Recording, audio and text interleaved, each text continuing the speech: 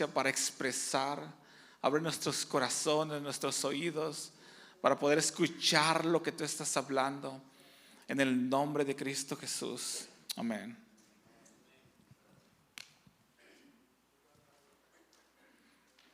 Entonces les dije, traen una Biblia, préstemela porque yo traigo solo mi computadora. Pero lo que estaba sintiendo es esto, y esto es muy importante para esta casa. Dios se agrada con lo que está pasando aquí. A Dios le place lo que ustedes están haciendo, por más pequeño que lo sientan. Esto que estaba sintiendo no es algo que siento en todos los lugares donde estoy. Estaba como que la presencia del Señor estaba fluyendo, el temor de Dios estaba fluyendo, y simplemente como que estas conversaciones con el Señor eran algo normal. Eran algo que el Señor estaba simplemente hablando por lo que se está cultivando en este lugar. El Señor está agradado con lo que están haciendo en este lugar. Y quiero honrar eso. Apocalipsis 4 pasa algo muy interesante. En Apocalipsis 4 y Apocalipsis 5 dice la Biblia que hay un trono. Y sentado a un lado está un hombre, y enfrente también hay un cordero que es el mismo hombre que está ahí en el trono.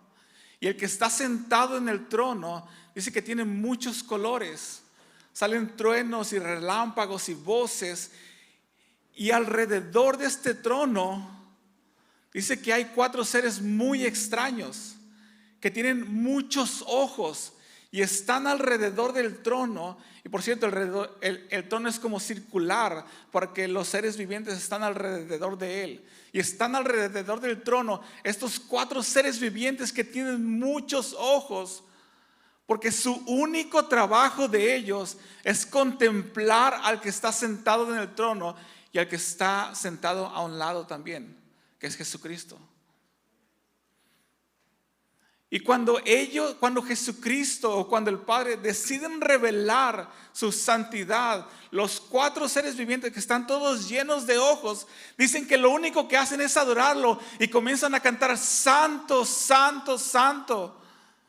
Y es como que si cada vez que ellos cantaran santo, santo, santo, detrás de ellos hay otros 24 ancianos. Y es como que si cada vez que estos 4 seres vivientes están cantando santo, santo, santo, porque Jesucristo reveló algo, los 4 seres vivientes saben que se tienen que unir y comienzan a contemplarlo y comienzan a decir: santo, santo, santo. Se arrodillan delante del Cordero, se arrodillan delante del que está sentado en el trono y arrojan sus coronas delante de él. Jesucristo revela. Los 4 seres vivientes comienzan a adorar. Los 24 ancianos comienzan a adorar y se postran. Y después hay una multitud de ángeles y de santos que se unen a esta adoración celestial. Pero no se trata de la adoración. No se trata de los 4 seres vivientes. No se trata de los 24 ancianos. No se trata de todo lo que está pasando en ese trono, en ese trono de gloria, sino se trata de aquel que está sentado en el trono, de exaltarlo a él. Él es el centro de todas las cosas. Muchas veces nos podemos enfocar en otras cosas, pero la realidad es que el que está sentado en el trono es el único digno de ser exaltado por las eternidades. Lo que estos comienzan a cantar dice: denle toda la gloria, toda la honra, todo el poder por los siglos de los siglos. Todo lo que vive, que alabe al Señor, porque Él es el único de ser exaltado por las eternidades. Desde donde sale el sol hasta donde se mete, el único de ser exaltado es Jesucristo.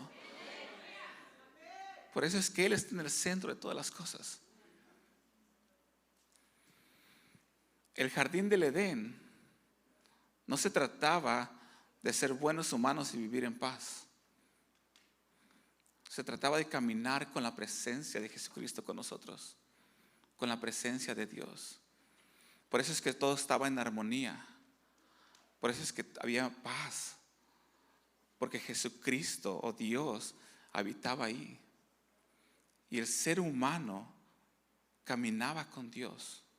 No había vergüenza, no había nada que esconder, no había pecado.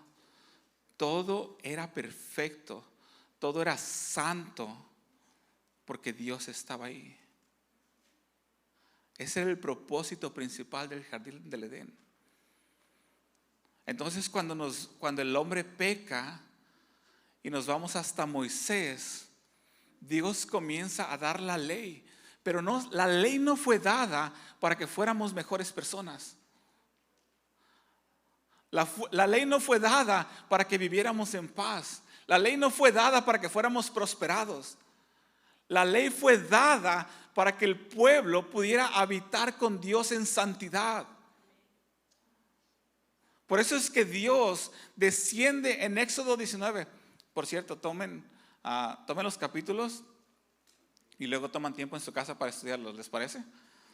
Esto es Apocalipsis 4 y 5. Déjame regreso un poquito. Éxodo 19.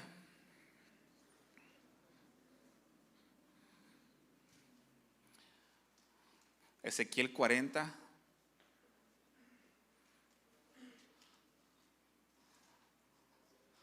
Amós 9:11.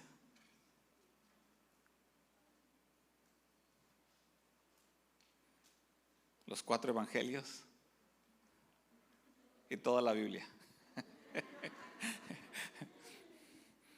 Entonces, el jardín del Edén, el propósito era la presencia de Dios, que Dios mismo pudiera habitar con los hombres. Pero el ser humano cae, peca, y después la ley que el Señor le da a Moisés era para que el ser humano pudiera habitar con él en santidad. Por eso es que en Éxodo 19 lo que ocurre ahí es muy especial. Ocurre una boda donde Dios se casa con Israel. Y ocurre este pacto de parte de Dios. E Israel les dice, no queremos escucharte, Señor. Mejor que vaya Moisés y escuchamos a Moisés y vamos a hacer todo lo que tú nos estás diciendo que hagamos. Pero no se trataba de que hubiera un sacerdote, sino que se trataba de que Dios mismo fuera su Dios y habitara con ellos. Pero la presencia de Dios es temible y es santa. Por eso es que, y tocando un poquito lo que estábamos hablando en el cuarto, por eso es que Dios muchas veces hace transiciones o limpia las ramas, no porque no quiere a las personas o porque quiere sacar personas, sino porque Dios quiere santificar el lugar para manifestarse más de su presencia. Una vez más, Dios te va a limpiar. Y no es fácil cuando el Señor nos limpia, pero el propósito es porque quiere manifestar su presencia. Probablemente estés pasando por un proceso. Probablemente sientes que todos los días es una lucha tras lucha y como que no hay un avance. Y toda la basura que traías dentro probablemente está saliendo. Pero es el Señor quien te está santificando y te está purificando porque quiere que tú tengas más de su presencia. No es para avergonzarte. Es más, el propósito inicial no es para que seas una mejor persona.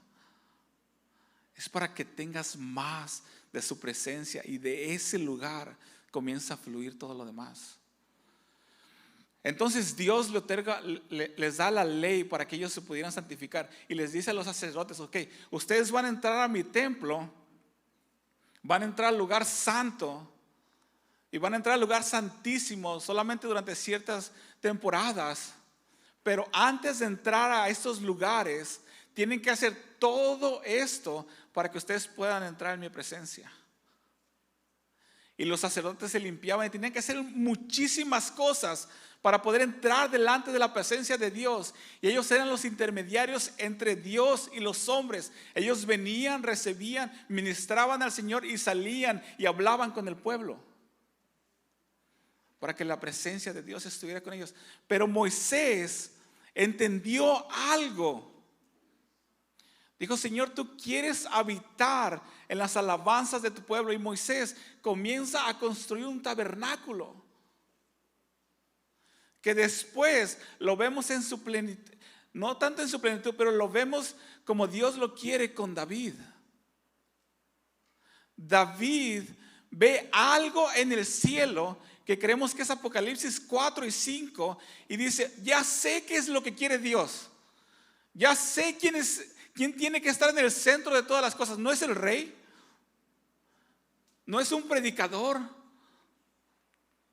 no es un gobernante o una persona, es Dios mismo. Y David lo que hace es que instituye cantores e intercesores para que estén adorando alrededor del arca de Dios, que era lo que manifestaba su presencia. Pero eso no fue revelado sino hasta mucho después de Jesucristo, en el año 90 después de Jesucristo, cuando a Juan recibe la revelación del libro de Apocalipsis, que es el trono de Dios. Pero David lo entendió. Un hombre propuso en su corazón manifestar la presencia de Dios para que todo aquel que viniera delante de él se uniera y comenzara a exaltarlo. Y Dios hace un pacto con David, y el pacto es tan impactante, o sea, el pacto tiene tanta significado para nosotros, que Dios mismo promete restaurar el tabernáculo de David. Entonces David construye este tabernáculo con cantores e intercesores, y de ese lugar salen muchísimas cosas. Después venía que el pueblo de Israel pecaba, venían, los conquistaban, los destruían, y cuando volvían a regresar, una de las primeras cosas que el Señor les decía es: ¿dónde están mis levitas? ¿Dónde están los adoradores de la casa? Acuérdense lo que les dije con David. Acuérdense que mi casa iba a ser llamada una casa de oración. Lo primero que el Señor les decía era eso. Y así pasaron los años, y de repente, a estos 400 años de silencio que es entre el Antiguo y el Nuevo Testamento, y lo que sucede es que Jesucristo nace. Y cuando Jesucristo nace, entra en el templo y hace una de las declaraciones más poderosas para la iglesia el día de hoy. Y les dice: mi casa va a ser llamada una casa de oración para todas las naciones. Y es como que, espérate, Jesús, ¿por qué no dijiste que iba a ser una iglesia?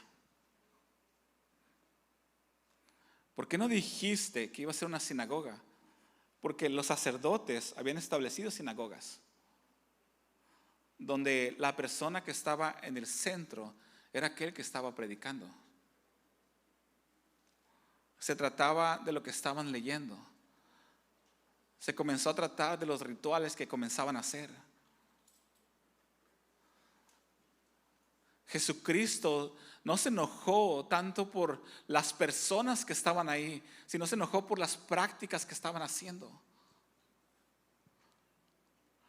Porque les dijo: el centro o mi casa va a ser llamada casa de oración, porque la oración ni siquiera fluye alrededor de oraciones bonitas, sino alrededor de la presencia de Dios.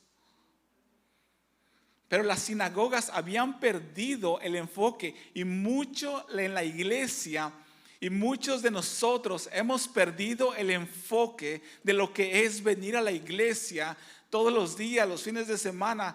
Pensamos que se trata de nosotros. Y por eso es que mucho de la iglesia está ofendida con los pastores, está ofendida unos con otros. No sabemos cuál es el propósito de la iglesia. Decimos: es que no nos gusta la alabanza, es que no nos gusta esto. Qué bueno que no nos gusta. No se trata de nosotros, se trata de Jesucristo y de que le agrade a Él.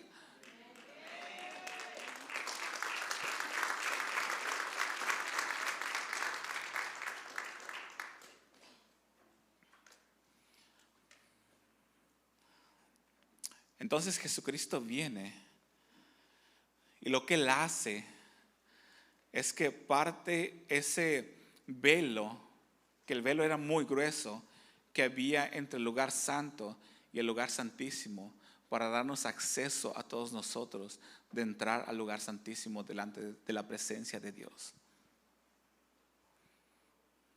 Y ahora lo tenemos a Él como sumo sacerdote. Y luego se establecen las iglesias como un lugar de enseñanzas, de discipulado, pero solo para un propósito: para ser presentados delante de Jesucristo sin mancha. El don que tienes no es para ser visto. El don que tenemos, la gracia que tenemos aún para hacer negocios o diferentes cosas que estamos haciendo, para cantar, para predicar, para interceder, para hacer decanes, lo que sea, para estar en las cámaras, en el sonido, lo que sea, no es ni siquiera para estar haciendo eso como nuestra prioridad, sino que es para exaltar a Jesucristo con lo que estamos haciendo.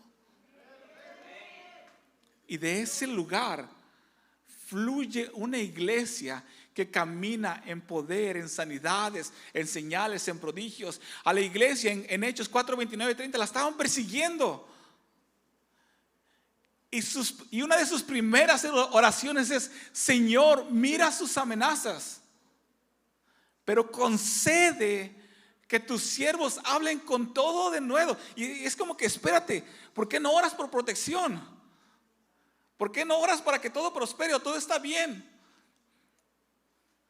Y era como que ellos entendían que si Jesucristo se manifiesta y establece su reino y su presencia viene aquí a la tierra, no importa lo que esté pasando, todo va a ser transformado.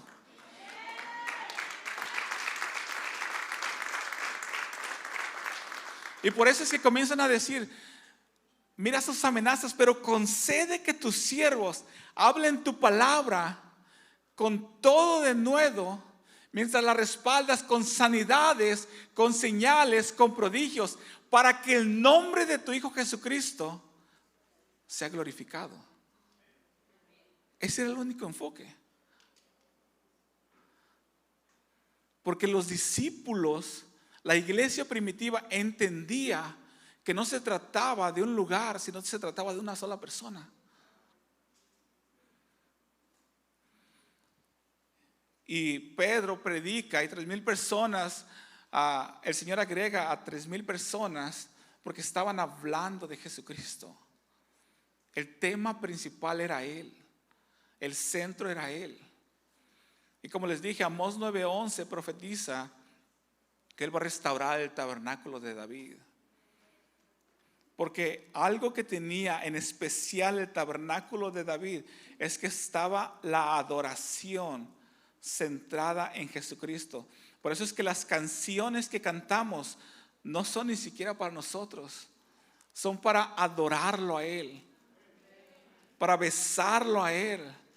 Canciones que nos hagan temblar delante de su presencia. Canciones que provocan en nosotros es exaltar su nombre, porque Él es el único digno de ser adorado. Si las canciones no están provocando, o la adoración no está provocando eso, hay algo en nuestro corazón que se está resistiendo a la presencia de Dios. Entonces viene desde el jardín del Edén, con Moisés, con David. Jesucristo viene y lo afirma. Y después dice que la iglesia va a pasar por una temporada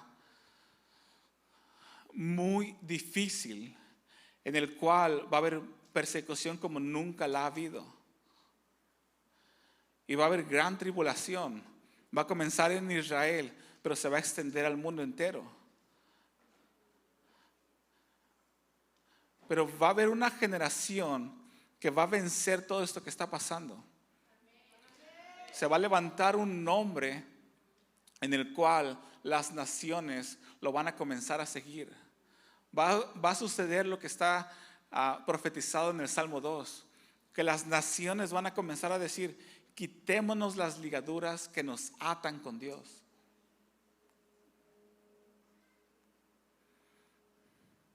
La oración no es una atadura. La oración es un privilegio. Si sentimos una obligación cuando venimos a orar, es porque hay algo dentro de nosotros que se está resistiendo a la presencia de Dios.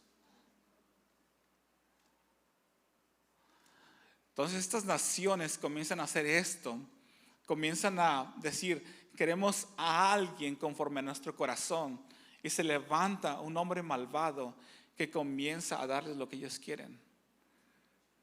Y llega un momento donde este hombre, lo que todos le llaman el anticristo, bueno, sí, la Biblia le llama el anticristo, comienza a gobernar las naciones y el mundo entero, mucha parte del mundo. Pero hay varias personas que se levantan en medio de este tiempo. Hay, bueno, no los voy a mencionar ellos, pero está una iglesia que se levanta en medio de ese tiempo. Para lo que está sucediendo en el Salmo 2, hay una iglesia que se levanta con poder y con autoridad, así como en Joel 2:28. Y esa es la respuesta para la iglesia. Pero conectándolo todo esto al Sermón del Monte, cuando vemos a esta iglesia, no está simplemente corriendo de un lugar a otro. Está buscando la presencia de Dios. Está buscando estar conectados. De hecho, una de las primeras bienaventuranzas dice, bienaventurados los pobres de espíritu. Y cuando vemos a una persona que es pobre en espíritu, quitando un poquito nuestra parte romántica, es alguien que está en las calles y está pidiendo alimento. Cuando tú ves a una persona pobre, alguien que no tiene economía o finanzas para suplir las necesidades básicas de su hogar, y todas las puertas alrededor se le han cerrado, tú los ves en las calles pidiendo comida, pidiendo dinero para alimentar sus necesidades, para suplir sus necesidades. Y si te pones en el lugar de ellos, han sido humillados, porque el pedir es una humillación. Y si te pones en el lugar de ellos, te das cuenta que ya están en un lugar donde han sido quebrantados, porque han perdido muchas de las cosas que tienen. Y por eso están en el lugar donde están, donde son pobres, y lo único que les queda es pedir. Una de las mayores señales de que somos pobres en espíritu es cuando nos metemos a nuestro cuarto y oramos.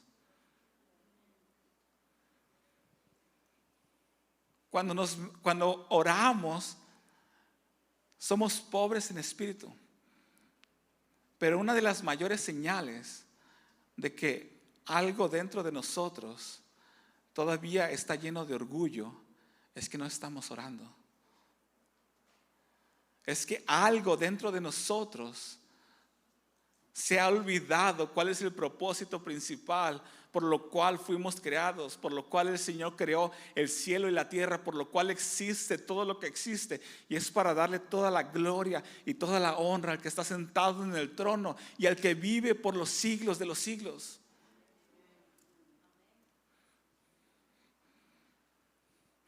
Y después la segunda bienaventuranza sale de eso. Reconocemos nuestra necesidad de Dios. Reconocemos que tanto lo necesitamos, y sale un clamor y comenzamos a ser quebrantados y lloramos porque no tenemos la plenitud de Dios, porque mientras más tenemos de Dios, más queremos de Él. Pero hay un dolor en nosotros, como dolores de parto, porque queremos que Dios venga ahora. Por eso es que comienza a ocurrir este llanto dentro de nosotros. Bienaventurados los que lloran, porque serán consolados, pero también son aquellos que se someten a la voluntad del Padre y a pesar de procesos difíciles y a pesar de que no es tan fácil, dicen sí a su voluntad. Sufren por amor al Señor, así como lo hizo Jesucristo en el Getsemaní, que dijo: Señor, no quiero pasar por ese lugar, no quiero sufrir. Es muy difícil, me van a golpear, va a suceder todo esto, tu presencia se va a alejar porque tengo que recibir el castigo de la humanidad. Pero Jesucristo somete todas sus emociones, somete todo lo que él estaba sintiendo y le dice: que se haga tu voluntad, no la mía. Necesitamos una iglesia que diga: Señor, que se haga tu voluntad y no la mía. ¿Qué es lo que tú quieres para mis finanzas? ¿Qué es lo que tú quieres para mi vida? ¿Qué es lo que tú quieres en la vida de mis hijos para comenzarlos a dirigir hacia el lugar donde tú los quieres enviar? ¿Qué es lo que tú quieres con el tiempo que tengo, con los años que tengo, y comenzar a caminar en esa osadía para que se levante una iglesia que se pueda mover en sanidades, señales, prodigios, para que el nombre de Jesucristo sea glorificado? Ese es nuestro propósito: exaltar a Jesucristo y establecer su reino.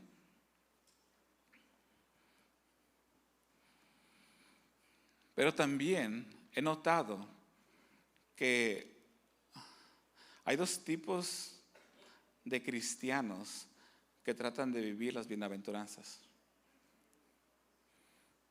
Uno de ellos son los cristianos que son esclavos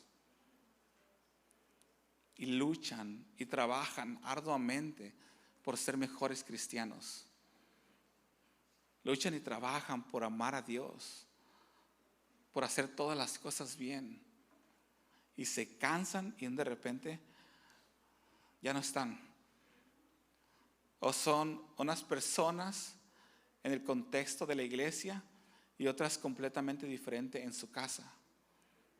Pero es porque están viviendo una vida doble. Porque es como que vienen a trabajar, nos ponemos el traje de ser cristianos, regresamos a nuestro hogar y ya volvemos a ser quien en realidad somos. Esos son los cristianos esclavos. Pero he visto otros cristianos que son completamente diferentes, que no están luchando por agradar a las personas. No es que son hipócritas, por favor, no me malentiendan. No están luchando por una posición. Saben que la prioridad es que Jesucristo sea visto y no ellos. Estos cristianos son hijos verdaderos y pasan tanto tiempo delante de la presencia de su Padre que cuando salen de esos lugares lo que muestran es el carácter de su Padre. Por eso es que son mansos, por eso es que son humildes, por eso es que tienen misericordia, por eso es que tienen palabra, por eso es que notas algo diferente en ellos. Por eso es que cuando platican no tienen conversaciones como otras personas tienen. Por eso es que cuando ven una necesidad, en vez de huir de eso o en vez de mirar su propia comodidad, van y atienden a las personas. Porque conocen tanto a su papá que lo único que ellos pueden expresar es el carácter de su papá. Y la semana pasada estaba en una iglesia, estaba hablando del Día del Padre y decía que el pastor de esa iglesia comienza a danzar, pero no estábamos en la iglesia, estábamos creo que en su casa o en algún lugar, y detrás de él su hijo comienza a danzar. Nadie le dijo nada, nadie lo obligó a hacer absolutamente nada, pero él vio a su papá y dijo: yo tengo que ser igual que mi papá. Y los comienzas a conocer y son idénticos, porque el hijo comienza a representar o a presentar el carácter y la identidad de su papá. Hay muchos cristianos que no son hijos, porque solamente vienen a la iglesia o son cristianos que trabajan? Son esclavos. Un esclavo no necesita presentar la identidad de su padre. Un esclavo solamente llega y trabaja. Un esclavo solamente llega y hace las cosas y se va. Un esclavo siente que está siendo explotado y a la primera apertura de la puerta sale corriendo de ese lugar. Pero un hijo no. Un hijo se queda. Si la casa de su padre se está cayendo, normalmente los hijos se quedan y comienzan a buscar soluciones y hacen lo que tienen que hacer, aún se entregan a sí mismos para que el legado de su padre se sostenga.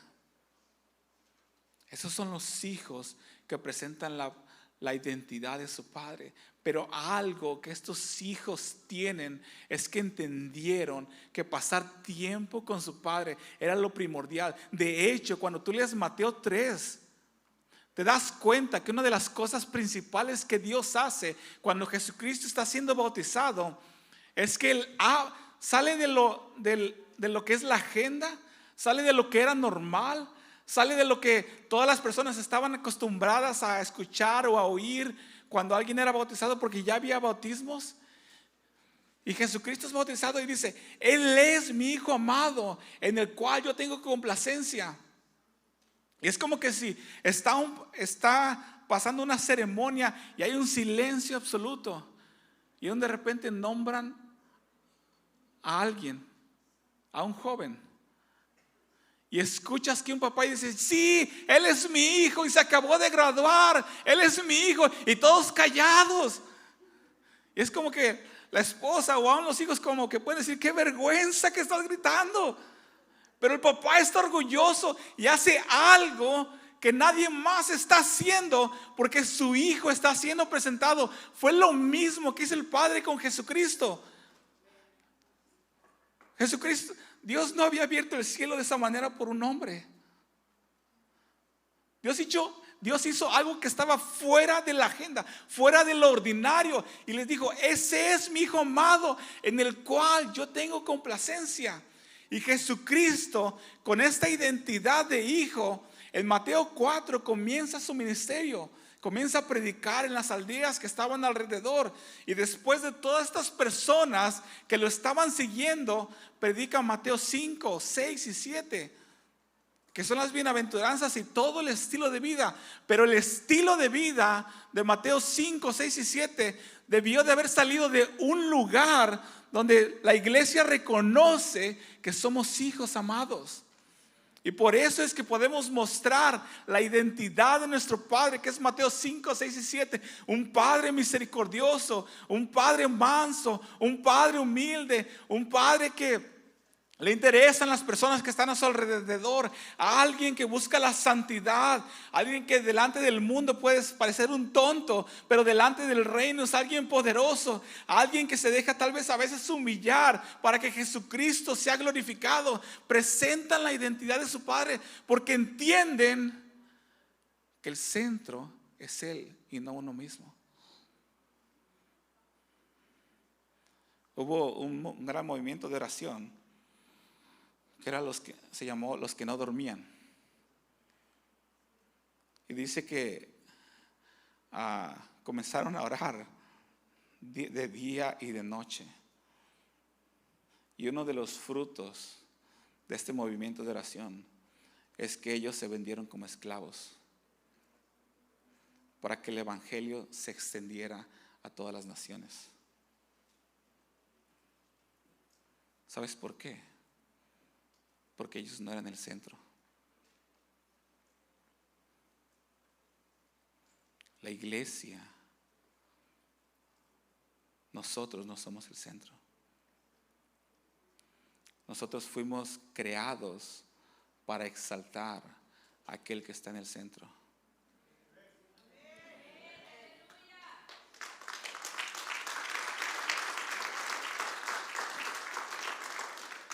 Entonces la iglesia va a pasar por este tiempo donde va a ser limpiada, va a ser purificada, se le va a permitir vestirse de lino fino, que son las obras justas, las cosas buenas que hicieron. La iglesia se le va a permitir resplandecer y va a recibir muchísimas recompensas. Y cuando la iglesia sea presentada, Jesucristo le va a decir: papá, esta es la novia que tú me has preparado, que está limpia, está sin mancha. Y después todos nosotros, que somos la novia de Jesucristo, vamos a habitar con Él para contemplar su hermosura. ¿Qué es lo que habla el Salmo 46:10? Que dice: estar quietos y mirad que Él es Dios. Es lo que es mismo que está sucediendo en Apocalipsis 4 y 5. Es una de las promesas de Apocalipsis 6. Es una de las promesas de Apocalipsis 7. Por eso mismo fue escrito el libro de Apocalipsis, porque es la revelación de Jesucristo. No es la revelación de los problemas, ni la revelación de Satanás. Es la revelación de Jesucristo y su plan para la iglesia. Nunca se trató de Satanás, nunca se trató de nosotros, siempre se trató de Él. Entonces hay todo este lugar donde la iglesia va a ser presentada, y uno de los propósitos es estar en este trono de gloria donde lo estamos adorando de día y de noche, porque algo sucede cuando adoramos a Dios. Algo sucede en nosotros cuando exaltamos su nombre. Algo sucede en mí cuando estoy cantando de su santidad, cuando comienzo a cantar sus atributos. Pero si no está sucediendo eso en nosotros, es porque hay algo en nuestros corazones, que hay mucho orgullo. Parte de tener un corazón limpio, bienaventurados los de corazón limpio, porque ellos verán a Dios. Parte de eso es la santidad de nuestros ojos. Pero también otra gran parte es la amargura en nuestros corazones, las peleas, los chismes. Está hablando de un corazón puro. Hay muchas cosas que estorban nuestro corazón para que sea puro. Por eso es que el Señor necesita pasarnos por procesos dolorosos para poder limpiar nuestros corazones. ¿Para qué? ¿Has visto?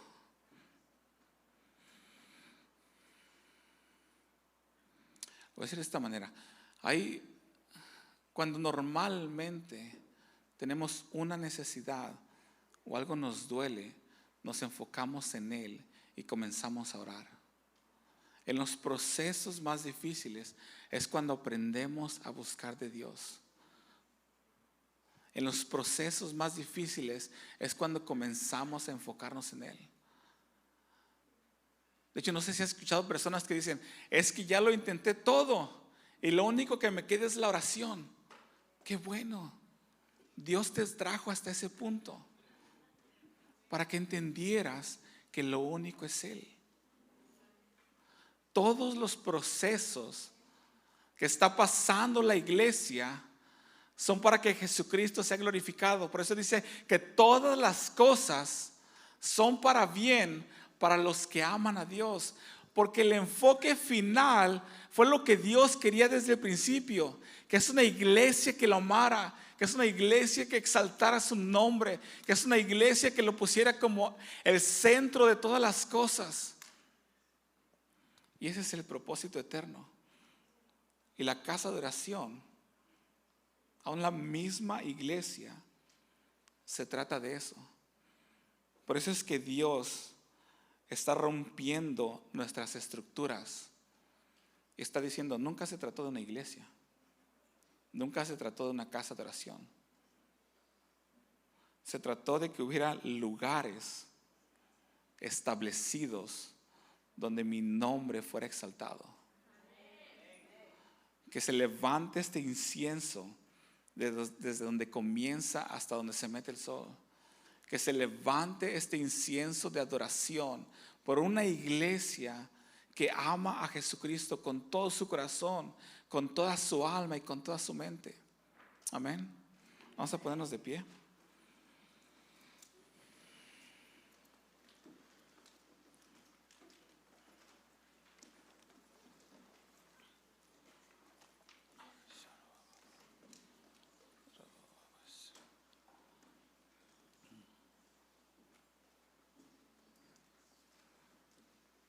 Se me pueden acompañar con el piano. Ya vamos a comenzar a adorar a Jesucristo.